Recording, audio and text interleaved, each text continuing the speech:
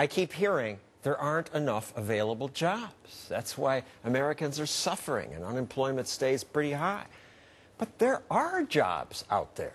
At Monster.com, we just looked, there are more than 1 million listings. Computer network engineer, $71,000 a year.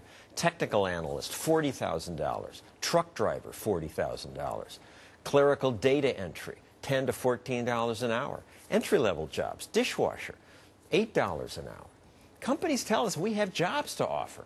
Problem is, there is some work some Americans don't want to do, and many other jobs they're not qualified for.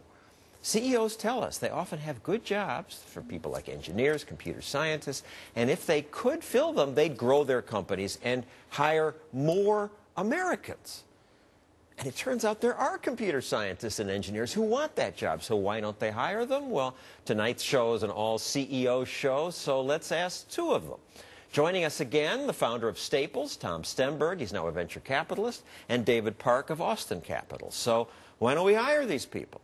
Well, I think one of the problems that we have in this particular economy is just a lack of certain skilled labor, in particular when it comes to engineering and programming. And I think one of the problems that we're facing today is that people want overall immigration reform before trying to get some of these people to come to the United States, give them a work visa. But the truth of the matter is that these particular engineers will create jobs in America for Americans. I hear they steal jobs. That was a job that might have gone to an American. For every engineer that we hire in the United States, there will probably be about 6 or 7 other types of manufacturing jobs we can bring back from China, from India, from these other types of countries. There's all this conversation about illegal immigration.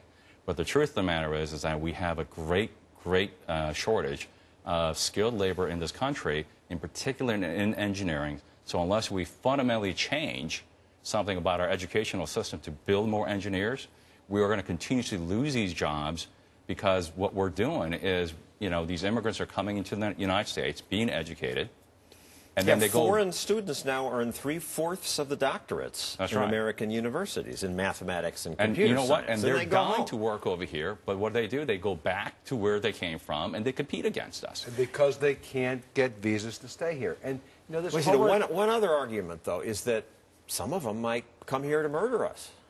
There's always a risk that there's a bad apple out there. But what we're doing is we're throwing the baby out with the bathwater. Just give you an example. If you want to come across the border from Canada today, you get hassled incredibly. I'm on the board of Lululemon, which is based in Vancouver, but is a very fast-growing company in the United States, adding tons of very high-paying jobs here in the United States. Their executives have a heck of a time coming across the border. And it gets worse. From Canada? From Canada. Their CFO was coming here to speak to investment analysts in New York. They held him up the border for 8 hours and demanded that he get a work permit. Now, I've done business in Germany, France, England. Nobody's ever asked me to get a work permit. It's ridiculous. Perhaps with good intentions, but ridiculous. It gets worse. The state of New York tries to figure out when you were here so they can charge you a tax for the 4 days you spent here. Now, Lulu has stores here at least. Other companies don't even have stores here. The state of New York is chasing them to try to collect taxes from them.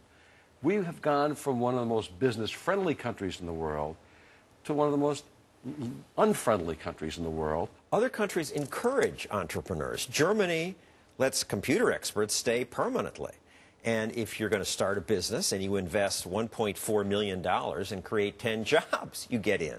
In Canada, economic contributors, as they call them, represent the largest portion of immigrants. They favor them. Absolutely we don't. Right. We favor family. We're trying to protect against Al-Qaeda, and we're killing our economy in the process. And I think one of the other problems is the process is so long. In one of the firms that we have, just like yourself, we're actually trying to... It hurts your company. It hurts our company. And, we create millions of jobs, and, in order for us to get the types of people that can produce in a productive and a creative way, we need the best talents around the world. We are a borderless economy, and technology has overtaken just pure labor as a force of growing that economy. And unless we bring people in that understand how to go about utilizing those technologies, we're really going to go, take a seat back in this world economy. And you look at some of these companies, Google, Intel, Sun Microsystems, eBay, Yahoo, all have in common...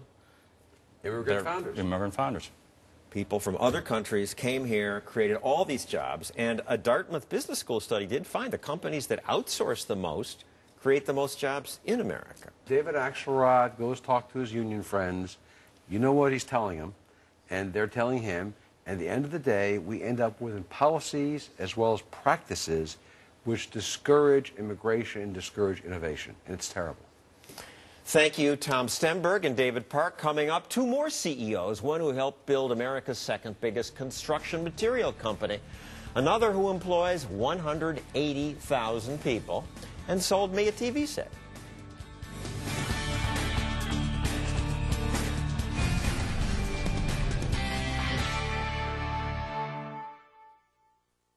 Today's On the Path to Retirement question is sponsored by Fidelity. How much of my retirement savings can I withdraw each year to help ensure I don't run out? The answer in 30 seconds. I know you're worried about making your savings last and having enough income when you retire. That's why I'm here. To help come up with a plan and get you on the right path. I have more than 1,000 Fidelity experts working with me so that I can work one-on-one with you. It's your green line. But I'll be there every step of the way. Call or come in for a free portfolio review today.